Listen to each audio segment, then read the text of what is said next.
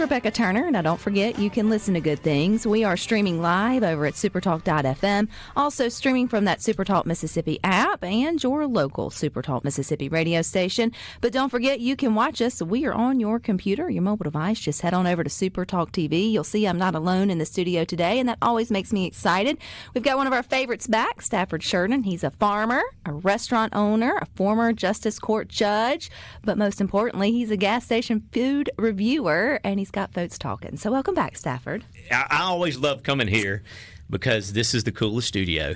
And my voice always sounds the best on you guys' mics. I don't know what's going on there. Well, they knew what they were doing when they built this and sort of put into it. But we love having you here. It's always fun to have you in person. I keep up with you online like a good old friend. I mean, we've only met each other maybe a couple of times. But it's just, you're just, I'm sure related somehow down the Mississippi line.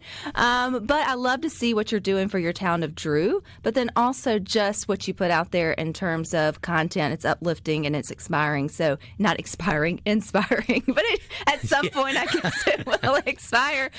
Stafford. Okay, let's catch up though with the gas station reviewing, because that is kind of your niche, and I feel like you were the first to at least do it in Mississippi at the level in which you're doing it. I know folks have been eating at gas stations forever. Folks have probably either tried to review it. I don't think you're the first to invent reviewing gas station food, but at least in our state, you seem to be the first to get out there and do it.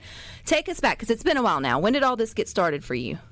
So I was Justice Court judge in Sunflower County from 2006 to 2019, and we wanted to do something for the restaurant that was kind of a funnel to get people to our page. I mean, so it kind of started that way, and we felt like our fried chicken was really good, so we were going to review, or I say I was going to review fried chicken and talk about our fried chicken when I did it, and we started making a list. It was all gas station food, and I was like, you know what, that would be kind of cool.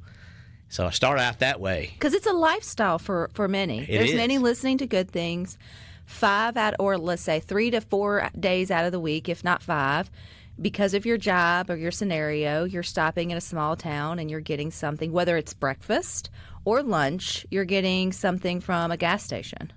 In terms of food. It's for sure part of the culture here, especially with I'm a farmer too, as you mentioned. Mm-hmm. And farmers, we stop at the gas station in the morning, and if we may not be coming back. So we get our biscuit, we get our coffee. I don't drink coffee, but a lot of guys get coffee, fill our coolers up with ice.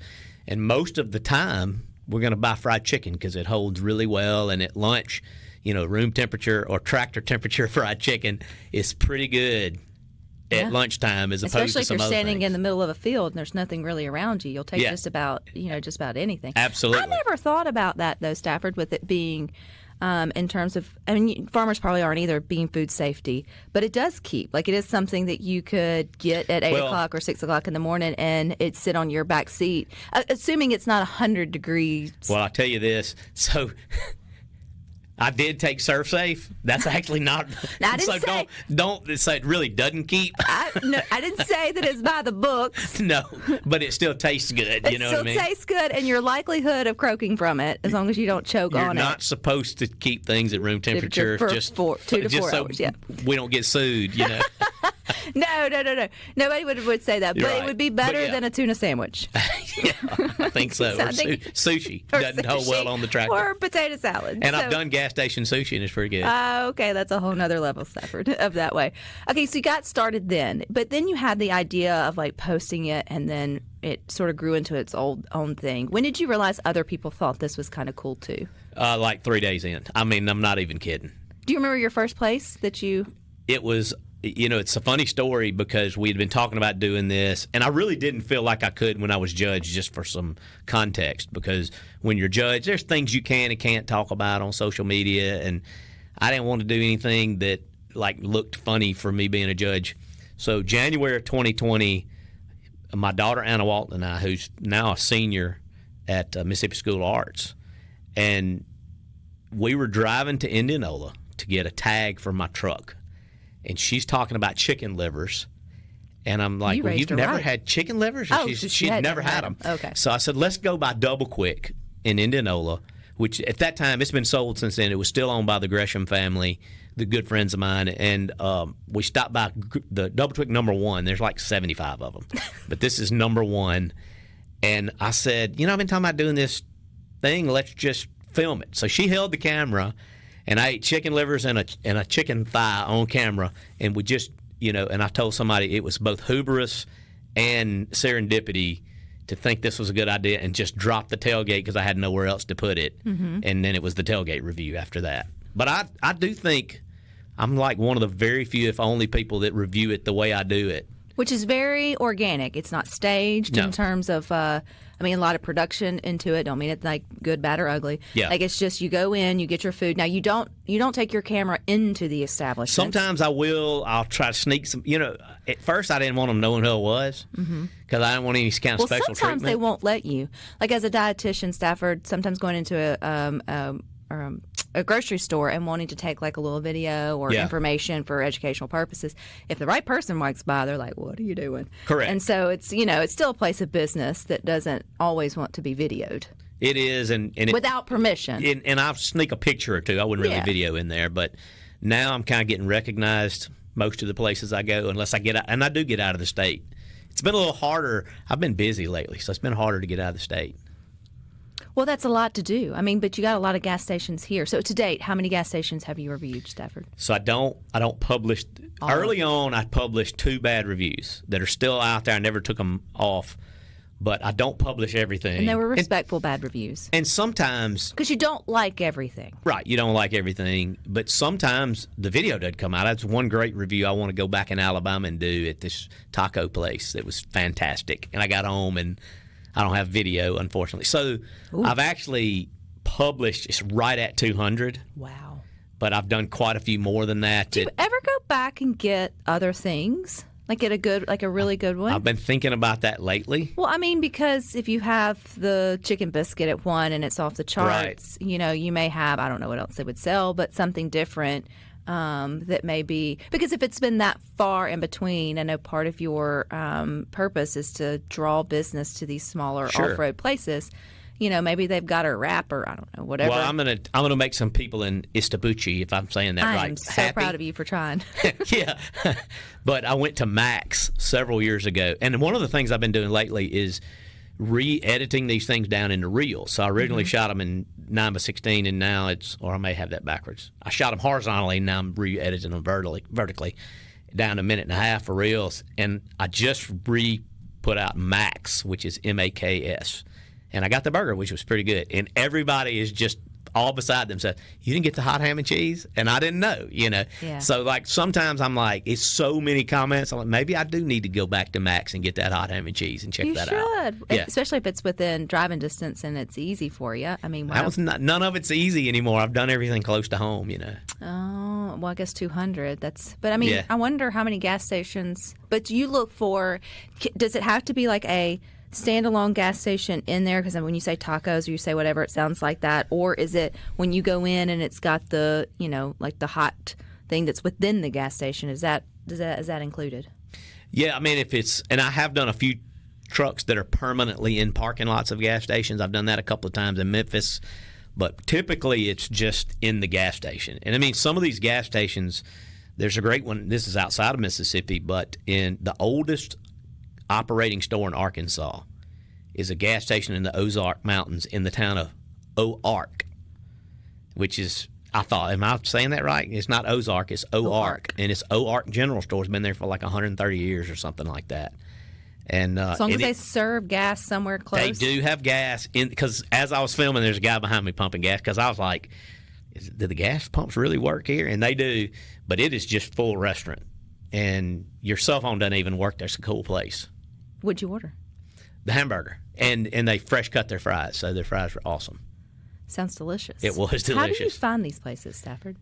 So social media is a big part of it. People catch me on social media, and I get a lot of inboxes. And I've started trying to write everything because I get so many suggestions.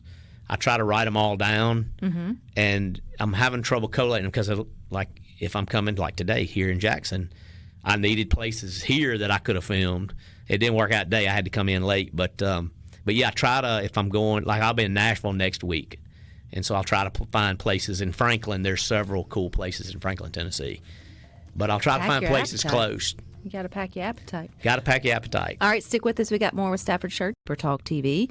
Continuing our conversation with Stafford Shurden. He's a farmer, restaurant owner, and former Justice Court judge. But I like him as gas station food reviewer. But then also ambassador for Drew, Mississippi, because you do a lot for your hometown, like events and just drawing to it. You have really, taken the bet on opening your business there, Stafford's Market and Deli. And also, I know the answer to, like, what's your draw to Drew? It's your hometown. But why do you keep fighting for your hometown? It's the word nostalgia means home and pain. Mm-hmm. And I think a lot of people from Mississippi understand this. I mean, so many rural towns have gone through what Drew's gone through, this evacuation of talent and money that's left the town. And I just felt like if I'm going to be there, I need to be part of the solution and not just sitting around. So, and I tell you, I'm adopted. We've talked about this before. And one of the greatest gifts I ever got was being adopted into the Shurden family.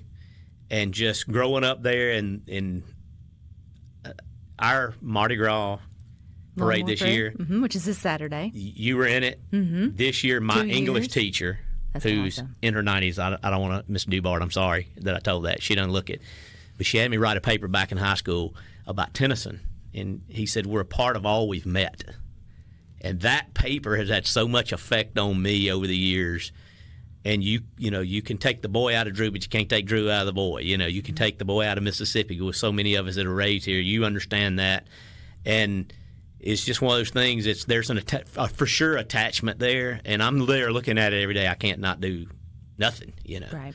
So, would you have been there anyway because of the farm, or was there ever a point in your life, Stafford, that you were like, well, I could pack up, sell, go somewhere else? I always wanted to farm. My dad was my hero. He was a farmer. I always wanted to farm, so it never kind of crossed my mind. I'm over 50 now. Mm-hmm. I have a kid in Charleston, South Carolina, working as an architect. I have a kid in art school that's looking at schools all over the country, and she's really zeroing in on Kansas City. So it does make you, at this stage in my life, is the first time I've ever gone, will I die in Drew, Mississippi? I can't answer that now. When 10 years ago I'd have said, oh, yeah, I'll stay here the rest of my life. But now I'm like, I don't know. It's a different answer. I had sons that were coming back to farm or something. Mm-hmm. It might be a little different. But as long as I'm there, I'm going to continue to try to be a part of the solution. So when did you decide to open your deli? Because you renovated a store, and you own. So when did you buy back into the main street in the main town? So growing up on the farm and worked for my dad and my uncle for 4 years. They retired in 1999. I started farming for myself in 2000.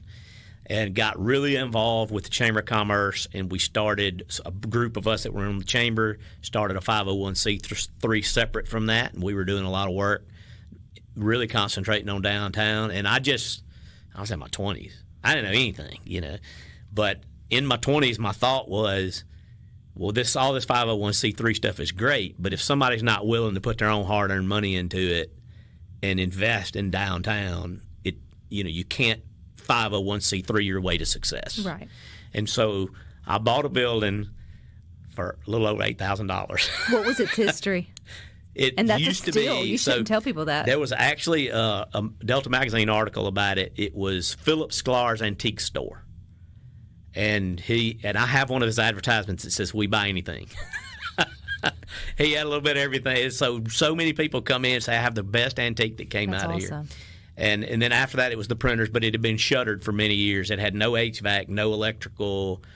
It was missing a lot of stuff. And I just said, you know what, we're going to open a restaurant because that's what Drew needs. It really wasn't me going, I'm in love with food or anything like that. At this point, that point, yeah. And so that's really changed. And I'm actually writing a book right now called Meat and Three, because that was always, all these things that we talk about have always been connected with food. Mm-hmm. And one thing we do right here in Mississippi. We know what we're doing. For the good, bad, and the ugly. I was on a show the other day, and somebody called me. They said, the man with the blue-collar palate And I said, I'm going to take that as a compliment. That is a compliment because, the meat and 3, I mean, that is, or the meat and 2 or whatever, it's a Blue Plate special, Blue right? Plate. How many listening to good things, you were born and raised on that. Your whole work and professional career is built off the back of, your afternoons are built off the back of a Blue Plate. Absolutely. And maybe some of your heart disease and diabetes too, but you can lay off the dessert. But still, I mean, it's absolutely through and through, part of the fabric of what makes Mississippi great and sort of special 100%. and different. So with your deli, you decide, that's one thing to buy it, but then how did you want your deli to be? Because you know your area, so y'all have the things that work well, and then you sometimes push the palate there, Andrew. Well, when I started, I was the guy that every restaurant owner hates because I was the guy that says, I know nothing about the restaurant business. Why don't I just open a restaurant? And I was the guy that everybody said would be closed in 6 months. We actually turned 20 in May. That's incredible. So I get into this thing, and I kind of knew what I didn't know, which is nothing. And I had some good guidance from some people in the industry. And I said, we're just going to open a sandwich shop. That's simple. So we actually started with no fryer, no oven. We were just making deli sandwiches. It was like a Nukes, a little bit like Nukes. And everybody in Mississippi knows Nukes. And that's the way we started, and we just kept dipping our toe in a little more cooking and a little more cooking. When did the fried chicken come around that's so good? Probably 5 or 6 years in, but we've definitely tweaked the recipe over the years. I was going to say, what's the secrets in the sauce or in the breading? So the breading, and I'll tell you, I'm going to give away one of my secrets that I don't even want anybody to know, but this guy will be glad. There's a place here in Jackson called Wee's Spice Mart or Wee's Seasoning that makes it for us.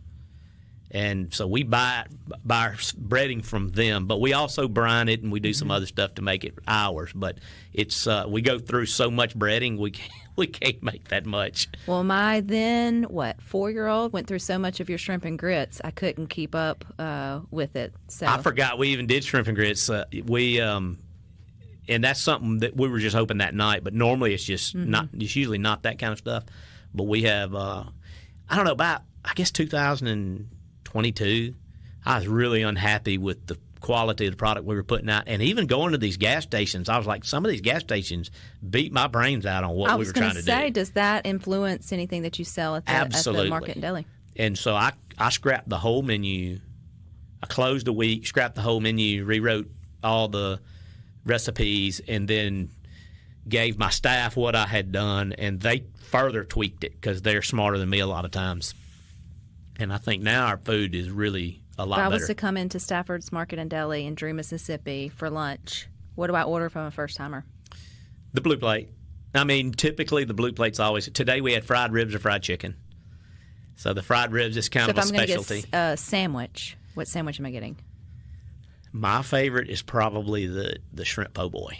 Oh, wow. I love the shrimp po' boy. And that actually is a direct – so I was in Bay St. Louis on Super Bowl Sunday. I don't even know what year it was, maybe 2022, 2021.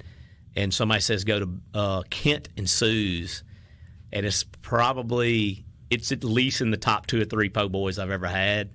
And they were boiling crawfish for the Super Bowl. I mean, it was crazy. And I got a shrimp po' boy, and the bread was amazing, and the shrimp were amazing, and the tartar sauce was homemade. And I said, I don't know why I couldn't replicate that, you know. And so we made our version of it, which our version has comeback sauce on it. Mm-hmm. But yeah, that's another example of just being on the road. Our burger, I went to NFA Burger in Atlanta, Georgia, which is like all the time in the conversation of the top 5 in the country. And I'm like, this is what I want my burger to taste like. And I hadn't cracked that code yet. Our burger's good, but it's not that good. It's not that good. No. Well, Jeff in Pontotoc on the C Spire text line, Stafford says you need to try chicken on a stick at the Four Corners gas station in Oxford if you haven't already. Well, you have. So what year did you do that? It was one of your first ones. Oh, that was probably during COVID, honestly. That was early because that was so quick that everybody was like, you got to go check out Four Corners. And you actually unveiled a controversy. So, yeah, there is a controversy on what is a chicken on a stick because everywhere but Four Corners that I know of, and y'all please tell me if this is not right, but everywhere but Four Corners, it also has chicken with potatoes, onion, pickle, maybe a little bell pepper, and so it's stacked. It's more of like a nugget, and where this one's like just literally like a big tender on a stick. Yep. I want to say that there is a stand at the fair, but that's not a Mississippi restaurant, that has its own version of that to Penn's compete does with. it at the fair. Well, Penn's does it at the fair, but there's another off-brand that you get looked at side-eye if you're walking around the fair with that and not like Penn's. Yeah. Because it's like, did you not know? Or We're is there from Mississippi. or is there something wrong with you? Yeah. Well, there's nothing wrong with you. Sticking with us, we got more with Stafford Shurden coming. Always too on your local SuperTalk Mississippi radio station, but don't forget about watching us. We would love for you to do that on your computer, your mobile device. Just head on over to SuperTalk TV. Still catching up with Stafford Shurden, and this time though you review gas station food, and you've gotten a lot of acclaim for that, and you have a deli. Had you ever been reviewed for your food prior? You've been reviewed, so you have reviewed food. Obviously, lots of folks come in and enjoy what you cook, and obviously they have their own opinions. But has anybody over the last 20 years, besides here recently, which is where we're going with it, come in and done a review on your food? So the social other than media an article. So well, Yelp. There's Yelp. There's some great Yelp ones. Oh, I forgot about that. Yeah. So I did a bad review, funny video one time because we got some weird ones before. But of course, recently Big Tay came in. If people that follow him. So set the stage for that. Who is he? So Big Tay is a social media influencer from somewhere around Pontotoc, Pontotoc, Tupelo, that area. And he goes around, he is brutally honest about what he thinks, right? He's brutally honest. And I knew that he was working the area. This is a great story, I think. But I knew he was working the area. And he did give me a really pretty solid review. He didn't like... Which is why I'm bringing it up. I wouldn't have thrown you under the bus. Yeah. Well, one of the things he's kind of iffy about, but a lot of people are like, did you know he was coming? And I'm like, everybody knew he was in the area. He was in Cleveland, hitting Cleveland, and people were commenting, you need to go to Stafford's. It'd be funny since I review, a lot of people thought that would be funny. And so I don't know if he knows this, but I took a screenshot, a picture of him, and gave it to my entire team. I said, if this guy comes in the restaurant and I'm there, you come get me. And I really hung around the restaurant for 5 or 6 days. And sure enough, last Friday he comes in, and they go, I think it's him. Well, he's not hard to miss if you ever seen him. Tall guy. He's 6'5". Yeah, and I'm 5'6", so he's almost a foot taller than me. And it was him. And so he and I talked, and he was really cool. Because he does say, y'all give me good suggestions because I want the best that you have. And it was like... So what did he order? Or he ordered the Promised Land croissant, which has been on the menu for 20 years. It's the only thing that I kept from the original menu. Is it made for, what is it? It is ham, turkey, bacon, and there's a sauce called wine and cheese sauce, which they do not... We used to buy it from St. Clair's in Memphis, and they quit making it. So we make our version of it. We call it Promised Land sauce now, but... And cheddar cheese. It's really simple. It's the first menu item that I wrote when I was writing the original menu, and it has a lot of fans. And I told him, I said, it's kind of basic, which is what he said in the review. He was like, it's all right. But then he got the shrimp po' boy that we were talking about. That's basically a copy of the one in Bay St. Louis, and he got the sandwich of the month, which maybe we have to put it on the menu now. But we every month we do some kind of fun, different sandwich. And this month, we called it the 3 Pigs because it has 3 different kinds of pork. It's a fried pork chop with ham and bacon with that same sauce on it. And he tended to like that one, I think. So does he do his review there in Drew, or do you and your staff have to wait, knowing that this just We had no idea what he was going to say. We knew when it was he was like, I've got 3 or 4 I've got to put out before this one. And he posts a schedule of when his reviews are coming out. He's pretty prolific. He's done a lot of he does pretty much a review a day. Wow. Yeah, he's not busy. Hungry. Yeah, no, he's not hungry, or maybe he is. I don't know. But yeah, there was a schedule, and we knew it was coming out on Monday night, and Monday night it hit, and I was kind of nervous. I'm not gonna lie. I was like, okay, I should be able to take this since I go out and do this to other people. But yeah, it turned out very we were happy. authentic, Yeah. right? And you mentioned you do that to other people, but you have made a conscious decision, Stafford, as a small business owner, as someone who wants folks coming to small towns to try restaurants and do things, to not always blast the less than pleasurable experience. Why did you make that decision? Well, I've got about 3 reasons. Number one, if you're in restaurant, people that are listening to me are going to know this. We're actually the easiest people to please because we've been through everything and then some more. So I can nitpick anything. If you're a restaurant person, you know what they did wrong most of the time. You're looking at it 20 years in now. I was a nobody at the beginning, but now I know what I'm looking at. But yeah, one of the big secrets is I'm actually pretty easy to please.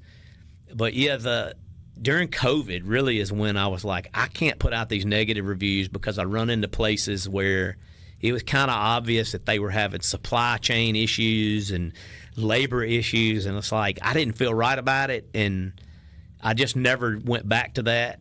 And you never post it, so you're not. No, if that's bad, I just know. And I have taken 2 or 3 bites, just turned the camera off and left at this point.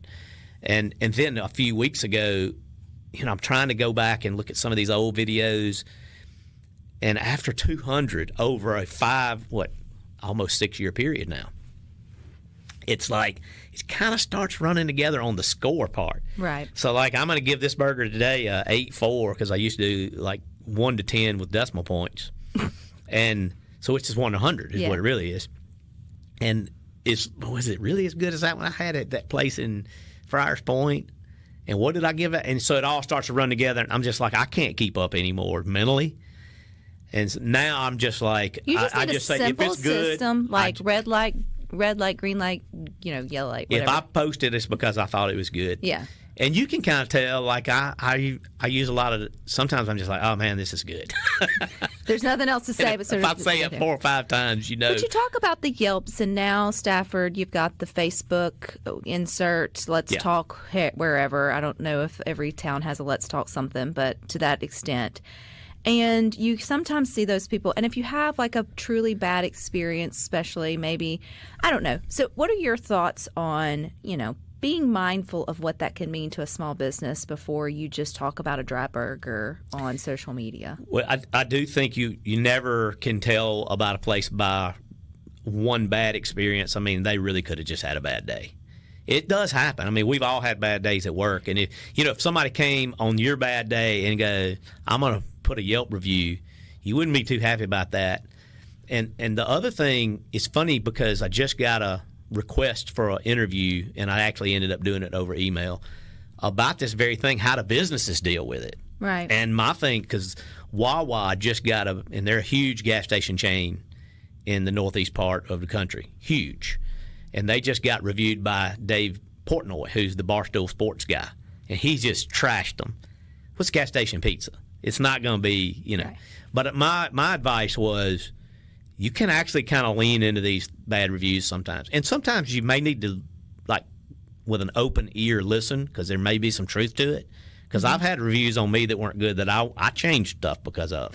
Well, as a business owner, Stafford, would you prefer, especially if it's a customer service issue, obviously not by you, them email or off the chain, directly come to you and give you a chance to address that? And Absolutely. Then obviously if management doesn't address the issue, now we've escalated, and if you might want to let the public know. But I just see sometimes it makes me sad for our small businesses. It's really easy these days to get in touch with people, and I get so many emails and inboxes now because of, I've got all these people.